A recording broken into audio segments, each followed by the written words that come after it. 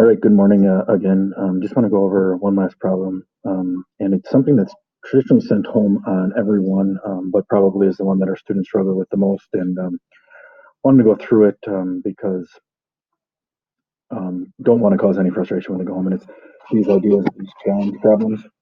Um, so these challenge problems are really they are having the students really think outside the box and maybe practice a skill that they haven't learned, but try to find a way to solve it.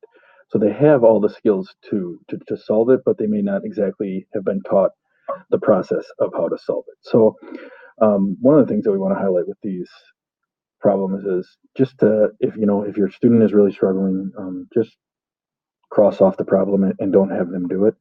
Um, and that's something that we can work on in class. It's definitely not something to cause a frustration on.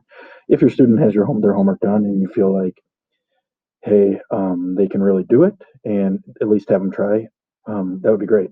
At the end of the day, we always tell our students it's really not about whether or not you get the problem right or wrong. It's really about them trying and learning. So we're really focusing on that. So just going over this problem, I'll read it for you. So it says Stella and Colette are jumping rope to raise money for the local children's hospital. Every time they jump 100 times, they earn $1. Stella jumped 487 times. Colette jumped 464 times. Did Stella and Colette jump enough times to raise $10 for the children's hospital? Show your work. So once again, we want them to highlight important information. So naturally, our kids are going to jump to 487, 654.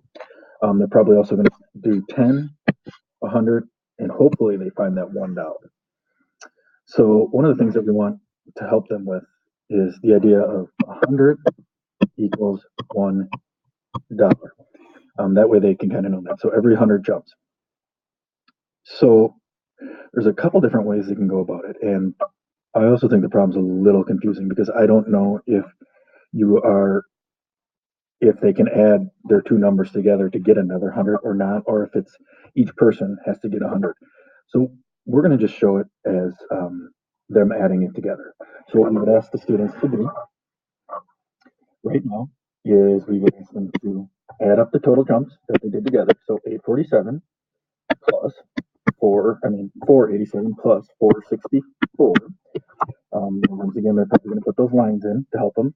So 7 plus 4 is 11. Bring the 1 down, carry the 1. 1 plus 8 is 9, plus another 6 would be 15, I'm sorry.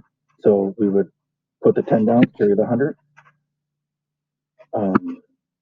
1 plus 4 is 5, plus another 4 is 9. So we know that they had a total of 951 jumps. So now what we want them to look at is and say, okay, so every 100 they get $1. So you can see that they have, if they look at their number, they have 900 total. If you look at the place value, they don't see the tens and the ones don't matter. So for every 100, well, hopefully they can equate to every 900 equals 900. So, or they could draw it out 100, 100, 100, 100, and so on. But we want them to equate that 900 would equal $9. So it's asking, did they have enough to raise for $10? Well, we only have 9, so the answer would be no. Once again, challenging problem, also a little bit confusing. So all we ask your child to do is try. If it's too struggling, just cross off the problem. We get it. We're working with them day by day, and hopefully as the year goes on, they'll be able to figure it out.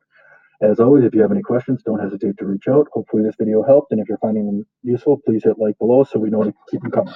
Thanks.